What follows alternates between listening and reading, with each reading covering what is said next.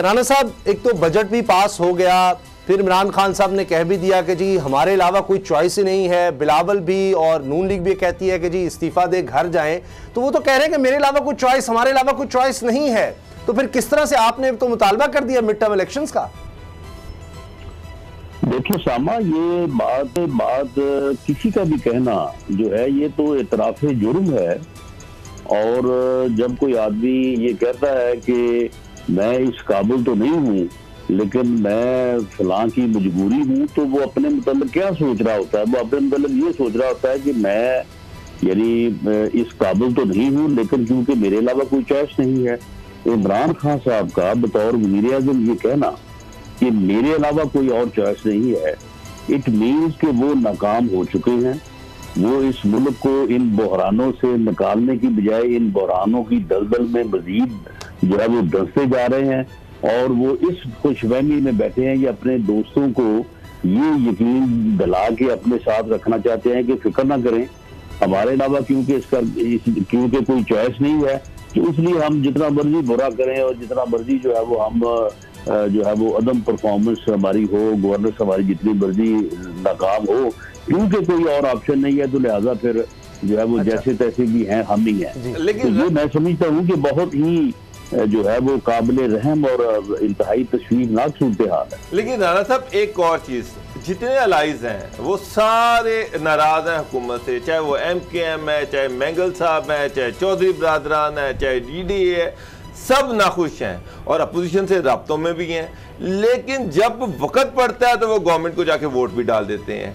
तो ये दो अमली क्यों नजर आ रही है अलाइज के अंदर कि ओपनली वो हुकूमत के खिलाफ बोल रहे हैं, ओपनली, लेकिन वोट भी उसी को डालते हैं? चॉइस नहीं है। नहीं, देखिए डोगर साहब, बात ये है कि अब जब ये बात जिस तरह से आपने मेरे साथ की है, हम तो उनके साथ ये पार्लियामेंट के कॉरिडोर में मिलते हैं तो हम उनसे करते हैं।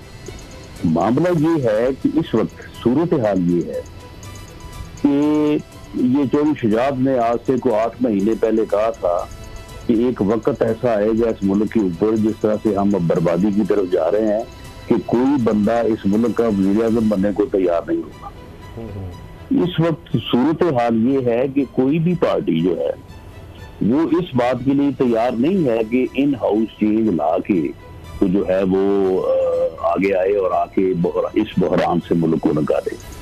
सबकी बात तो यही है और हमने तो इसका इजहार भी किया है PMLN ने कि इसका हल एक ही है कि फ्रेश मैंडेट लिया जाए और अवाम चॉइस करें कि क्या ये मौजूदा चॉइस सही है या जो है वो नया चॉइस या वो होना चाहिए। तो इस सूरत हाल में जो उनके अलाई हैं, जब तक उनको अगले इलेक्शन से मुतल्लक PMLN कोई यकीन दहानी नहीं करवाती या पीपल्स पार्टी सिंध में कोई यकीन दहानी नहीं करवाती, तो फिर वो किस तरह से जो है वो आके जो है वो एक ऐसे हाल में रखें आप जहाँ पे उनको अपने मुतल्लक जो है अपना वजूद जो है वो खतरे में नजर आए। आप एक सीनियर पार्लियामेंटेरियन हैं, हुकूमत खुद ये कह रही कि हमारे पास हमें 6 महीने का टाइम मिला है, और उसके बाद आप देखिए कैबिनेट के अंदर प्राइम मिनिस्टर की परफॉर्मेंस पे खुद कैबिनेट के लोग उंगलियां उठा रहे हैं। नेशनल असेंबली के अंदर पार्टी के लोग जो हैं वो ये कह रहे हैं कि हुकूमत डिलीवर नहीं कर रही, अपनी पार्टी के लोग। इस सारे सिनेरियो को मद्देनजर रखें तो आप कितना टाइम हुकूमत को देते हैं और कब तक आपने ये डिमांड की है ये कब तक मटीरियलाइज हो सकती है? ये डोगर साहब, corona time is government time. जब तक कोरोना है उस वक्त तक ये गवर्नमेंट है। पोस्ट कोरोना ये गवर्नमेंट जो है खुद इलेक्शन अनाउंस कर दे या फिर उस एहतजाज को फेस करके जब उसके सामने नहीं ठहर सकेगी तो फिर इनको इलेक्शन में जाना पड़ेगा।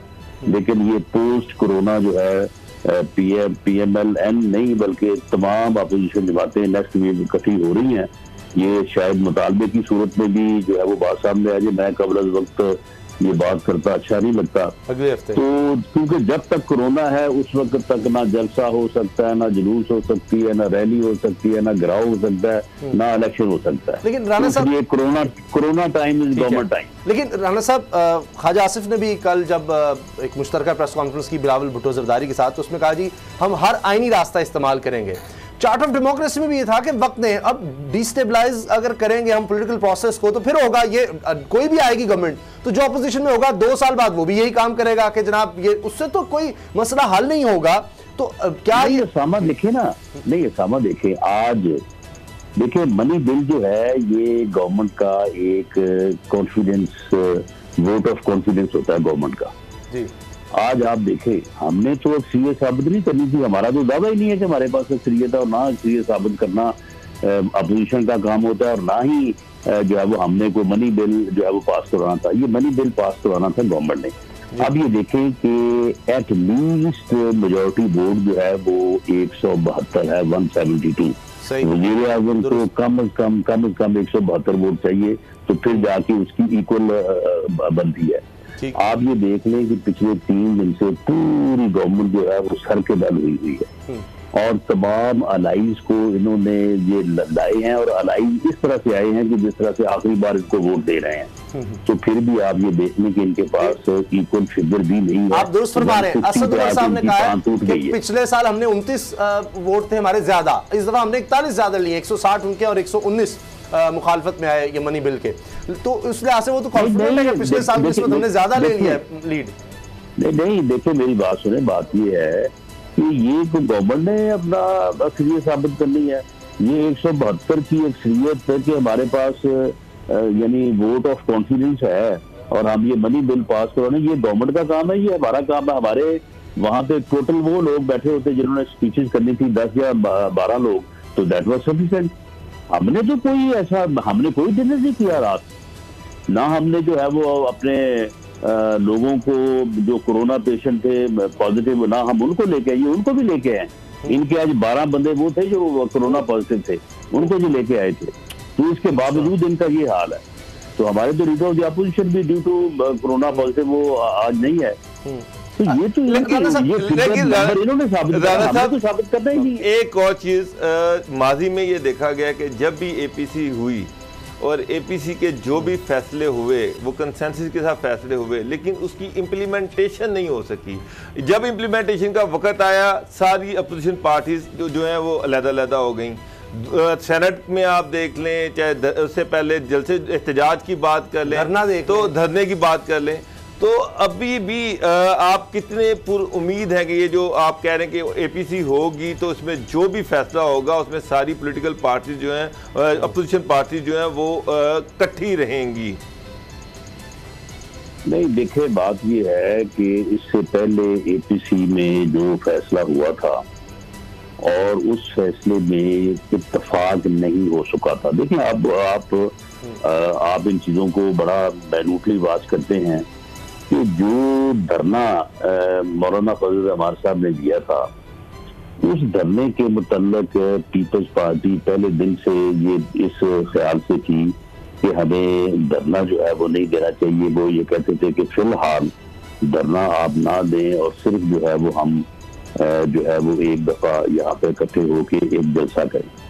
PMLN का ये ख्याल था कि धरना जो है कबल अज़ वक्त है, इसे आप दिसंबर में ले जाएं। उसके बाद पीपल्स पार्टी ने भी कहा कि चलें ठीक है, हम भी इसे जो है वो एग्री हो जाएंगे, आप इसको दिसंबर की बजाय मार्च में ले जाएं। मौलाना ने जो है वो अक्टूबर की डेट अनाउंस कर दी।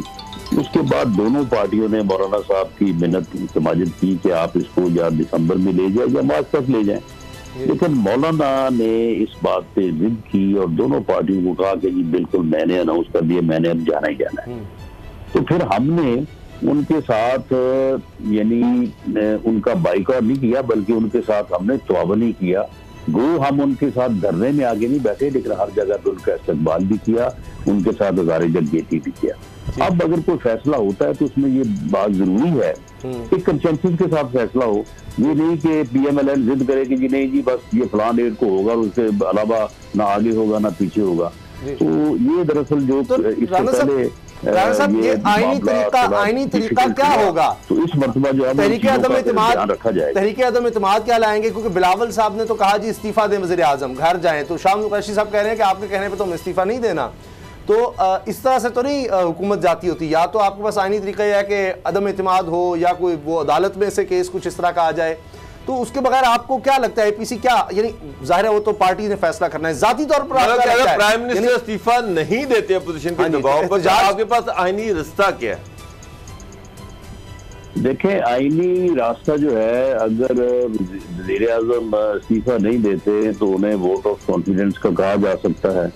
आज अगर वज़ीर आज़म तमाम तर अपनी जद्दोजहद के बावजूद वोट ऑफ कॉन्फिडेंस नहीं दे सके और he was short of 12 votes, तो ये बात अगर दोबारा होती है तो वो इस काबिल नहीं होंगे कि वोट ऑफ कॉन्फिडेंस जो है वो ले सकें।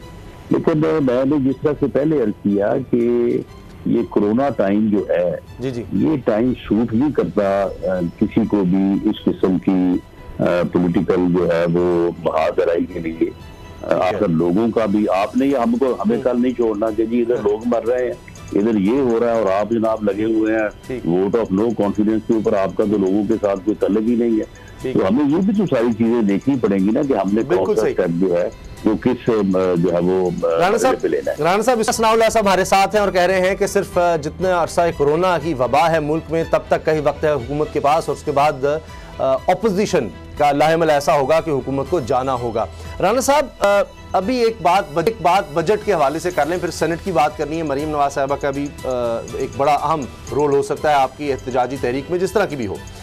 बजट के हवाले से कहा गया है, इमरान खान साहब ने कहा कि जी हमें सादगी अपनानी है, कम बजट करना है। अली मोहम्मद खान साहब ने फ्लोर ऑफ हाउस कहा कि जी कितने करोड़ रुपया बचाया गया है हमने वज़ीर आज़म हाउस का, वरना इससे पहले तो वलीमे और सालगिरह और पता नहीं क्या कुछ होता था, तो अब जो इशाया दिया गया उसमें भी वन डिश था, अब तो ये हाल हो गया है।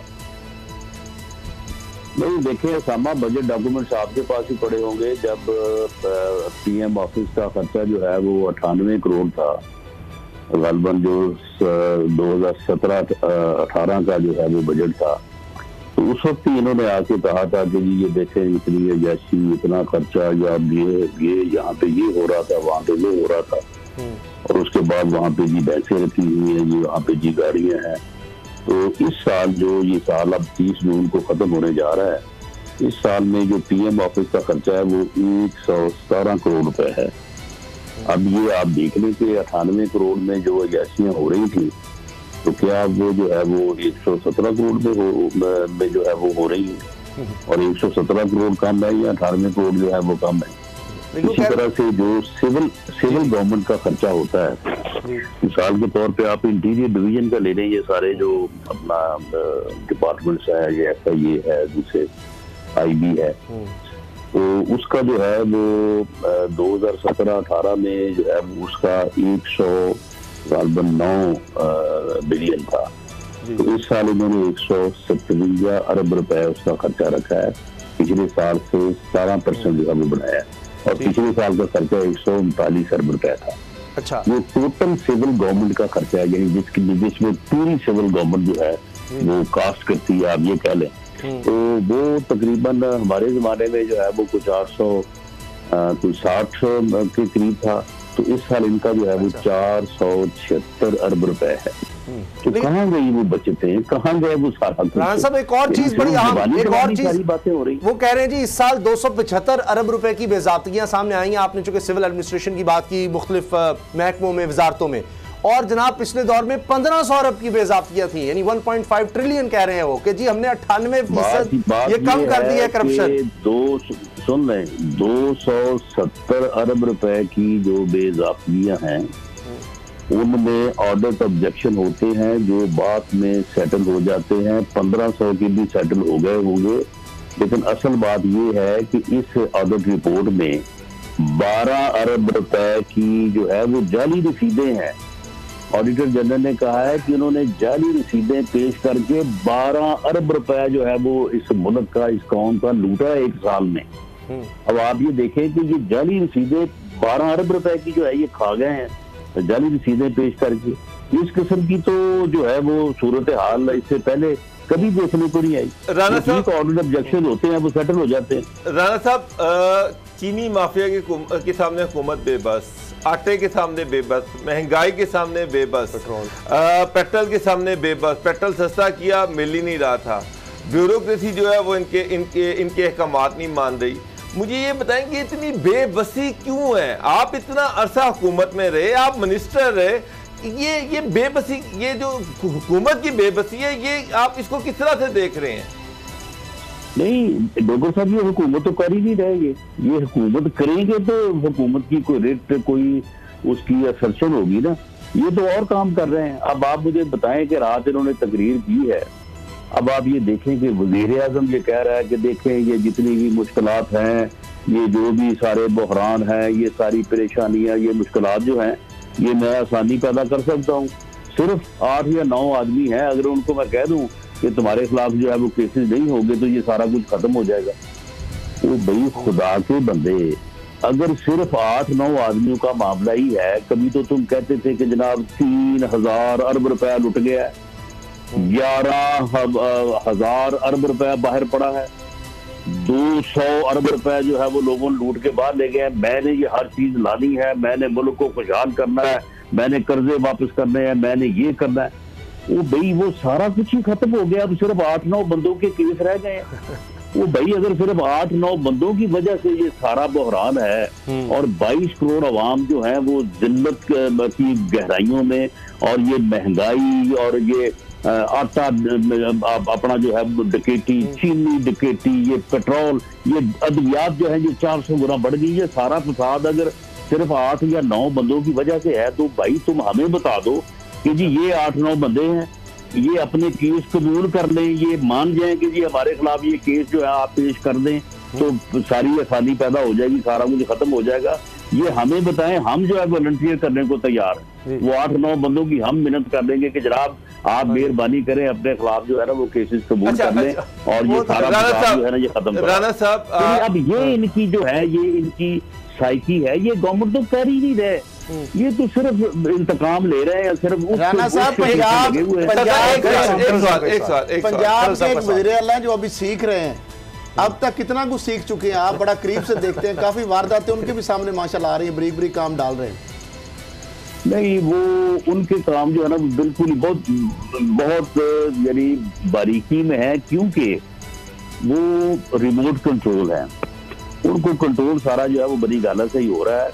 उसके जुम्मे कोई छोटा मोटा जो काम वो कर रहा है, या उसका भाई है या उसके बाकी कोई अजीज जो है वो बैठ के वो जो भी वहां पे कर रहे हैं, लेकिन असल जो मामला है वो बनी गाला से सारा कंट्रोल हो रहा है। और उसके वहां पे रहने और उसे हटाए ना जाने की वजह भी सिर्फ यही है कि वो बिल्कुल रिमोट कंट्रोल है। वहां पे कोई आदमी ऐसा नहीं बैठाना चाहते कि जो अपनी मर्जी से भी जो है वो कोई एक्शन कर सके। राना साहब, अभी आपने APC की बात की और आपने ये भी कहा कि कोरोना के बाद एहतजाज की भी बात की है।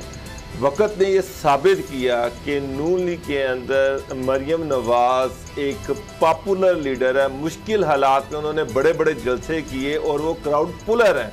तो APC में अगर आप एहतजाज का फैसला करते हैं तो मरियम का कोई रोल आप उसमें देख रही हैं? देखें, मरियम जो है वो